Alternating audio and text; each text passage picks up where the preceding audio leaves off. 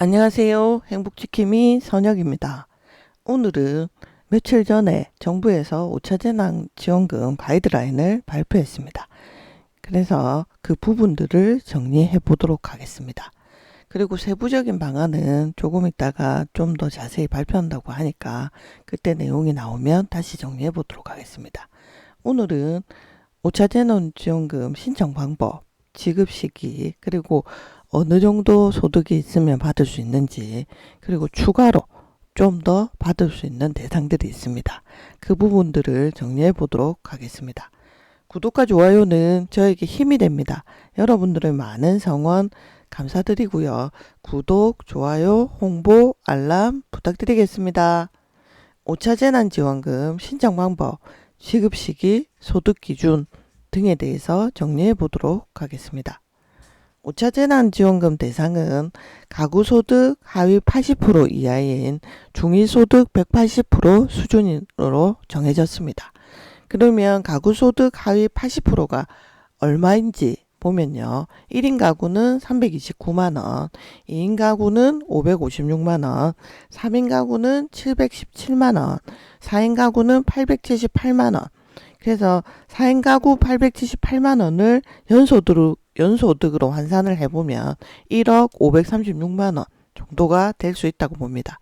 그런데 이거는 세전소득을 보기 때문에 세전소득이 이거보다 많으시면 못 받을 확률이 높습니다. 세금을 떼기 전의 금액이 이렇게 측정이 되면 소득 하위 80%라고 볼 수가 있습니다. 그리고 외벌이 가구와 맞벌이 가구 기준이 똑같이 적용되는 게 맞벌이 가구에는 불리하다라는 의견이 많습니다.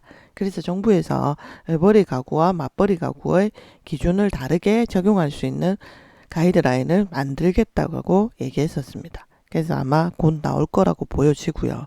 그리고 소득이 없거나 아니면 소득이 적은데 자산이 많은 사람들이 있죠. 그런 사람들은 지금 소득 기준으로만 보게 되면 5차 재난지원금을 받게 됩니다. 그래서 이런 부분을 거르기 위해서 1차에서 건강보험료로 먼저 거른다고 합니다.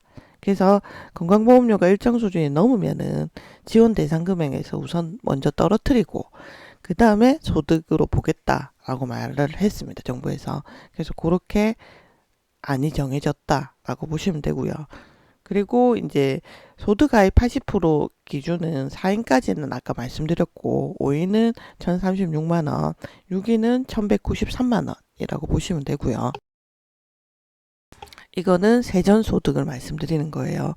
그런데 예외 기준이 있습니다. 아까 소득은 적고 아니면 소득이 없는데 고액자산가들 같은 경우에는 건강보험료에서 거르기는 거를 건데 그러면 어느 정도 수준이 제외가 될 수 있냐면은 공시가 15억 정도, 그리고 시세로는 20억에서 22억 정도의 주택을 갖고 있는 사람, 그리고 금융소득이 연 2천만 원 초과하는 사람, 그래서 연 1.5% 금리를 했을 때 13억 4천 정도의 금융소득을 갖고 있는 사람이라고 보시면 됩니다. 그래서 그 공시가가 15억, 시세로는 20에서 22억 정도의 주택을 갖고 있거나 아니면 금융자산을 13억 4천 정도 갖고 있는 사람들은 이상 갖고 계시는 분들은 못 받는다라고 보시면 됩니다. 그래서 가구별로 지급할 거냐 개인별로 지급할 거냐라는 말도 많았죠. 그런데 개인별로 지급하겠다. 왜냐하면 별거 중인 배우자나 행방불명인 사람들이 못 받아서 문제가 발생하는 경우가 많았습니다. 예전에 전국민 대상으로 했을 때 가구주 명의의 카드에 일괄로 지급했었습니다. 그렇게 되다 보니 별거나 행방불명인 사람들이 재난지원금을 못 받는 그런 일부 문제점들이 발생돼서 개인별로 지급하자라고 했습니다. 그래서 가구별이 아니라 개인별로 지급을 하고 1인당 25만원이고 4인 가구면 각각 25만원씩 개인 명의 카드로 지급을 합니다. 그래서 개인별로 4인 가구를 하더라도 각자 개인별 카드로 지급받는다라고 보시면 되고요. 그런데 미성년자 같은 경우에는 가구주를 통해서 지원금을 지급한다고 합니다. 그래서 미성년자 자녀가 2명 있으면 4인 가족이다 하면 가구주인 아버지 명의로 자녀 목인 2명의 목을 해서 75만원, 1인당 25만원인 3명이니까 75만원을 지급한다고 보시면 됩니다. 그리고 어머니 본인 목은 25만원으로 따로 받는 방식으로 지급하겠다라고 했습니다. 그래서 가구별이냐 개인별이냐 라는 걸 많이 물어보셨는데, 개인별로 지급하고 미성년자인 경우에는 가구주 카드에 통합해서 나올 거고, 나머지 따로 다른 배우자 같은 경우에는 따로 25만원을 받는 형식으로, 기본은 개인별로 개인 카드로 각각 지급된다. 얼마씩? 25만원씩 이렇게 보시면 됩니다. 그리고 아까 말씀드린 대로 제외 대상은 재산세 가세표준 합산액 9억 원 초과, 공시가격으로는 15억 정도가 됩니다. 이런 고가주택을 갖고 계시거나 아니면 종합소득세 과세 대상 연간 금융소득이 2천만 원을 초과하는 경우에 제외가 됩니다. 그래서 시세로는 20억에서 22억짜리 집을 갖고 있거나, 아니고 금융자산은 13억 4천 정도 갖고 계시면은 금융소득 기준이 13억 4천 이상이 되면 못 받는다라고 보시면 됩니다. 그 다음에 이제 지급 시기는 추경안이 8월 말에 통과를 할 거기 때문에 한 달 안에 지급할 거라고 합니다. 그래 되면 추석이랑 맞물린 시점 전에는, 추석 전에는 지급이 될 것 같은데, 그래서 8월 말에부터, 추경안이 통과한 8월 말부터 한 달 안에 지급을 한다라고 보시면 되고요. 그리고 이제 지급 방식은 신용카드, 체크카드, 선불카드, 지역사랑 상품권 중에 원하는 방식을 선택하시면 되고, 현금으로 출금을 하거나 이체하는 것은 불가능하고요. 제한되는 사용처는 백화점, 대형마트, 유흥업소 이런 데는 사용이 제한이 됩니다. 그래서 소상공인을 살리는 취지로 간다라고 보시면 되고, 사용기간은 최소 3개월에서 올해 연말까지 보시면 되고요. 그리고 10만원 추가하는 가구원은 기초생활수급자, 차상위 계층, 한부모 가족 같이 소비 플러스 자금 이름으로 한 명당 10만원씩 또 추가가 돼서 4인 가구면 40만원을 더 받는다고 보시면 됩니다. 그래서 지급 시기는 이제 8월 말에서 한 달 안에 지급하고, 선불이나 아니면 신용 체크, 지역사랑 상품권 중에 선택하실 수가 있고, 현금으로는 받기가 어렵다. 그리고 대형마트나 백화점, 유흥업소 같은 데 사용 안 되고요. 사용은 보통 3개월이잖아요. 이런 거 받으면. 그런데 올해 연말 전까지 사용하면 되고, 기초생활수급자나 차상이나 한부모 같은 경우에 한 명당 10만원씩 더 받아서 4인당 40만원을 더 받는다 보시면 됩니다. 그리고 이제 Q&A 정리해 놓은 게 있는데, 이게 좀 도움 되실 것 같아서 한번 가져와 봤는데요. 이게 원래 전국민 재난지원을 했을 때는 상한가가 있었습니다. 그래서 4인 가구가 넘는 4인이든 5인이든 6인이든 다 100만원입니다. 근데 지금은 개인별 25만원을 주기 때문에 4인은 100만원이잖아요. 4명이니까. 근데 5인은 125만원, 6인은 150만원 해서 이 상한을 폐지했습니다. 그래서 가구원 수에 비례해서 모두 지급하는 방식으로 바뀌었고, 그리고 아까 말씀드린 대로 행방불교나 별거 같은 부분 때문에 개인별로 지급한다라고 보시면 되고, 그리고 이제 80%와 81%, 80%는 받고 81%는 못 받는데 이거 문제가 있는 거 아니냐라고 했을 때, 기초연금은 노인 소득 하위 70%, 그리고 국가장학금은 소득 수준별 차등, 그리고 기초생활보장급여는 기준 중위 50% 이렇게 받잖아요.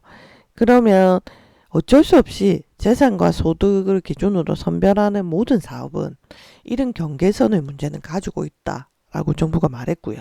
그리고 전 국민 다 지급하고 상위 20%한테 가세하자라고 하는 방안도 많이 지급되었는데, 이 방안은 왜 안 되냐? 국민지원금은 비과세 대상이기 때문에 환수를 하려면 과세를 해야 되는데, 과세를 하려면 소득세법을 개정해야 되기 때문에 안 된다라고 말했습니다.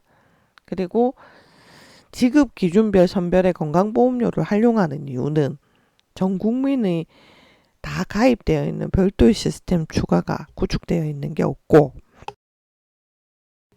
그리고 신속하게 대상을 선정하고 적기에 지급을 하고, 그리고 국민들이 이해하기 제일 쉬운 게 건강보험료이기 때문에 활용한다 라고 정부에서 말했고요.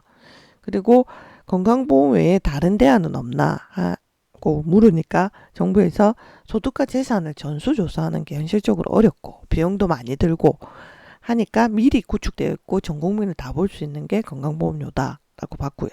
그리고 구체적인 건강보험료 기준을 발표하지 않았는데 어떻게 되냐라고 물으니까 지금 만약에 산정하면 5월분의 건강보험료로 가지 기준으로 해야 된다. 왜냐면 10일 날 나오니까 건강보험료가.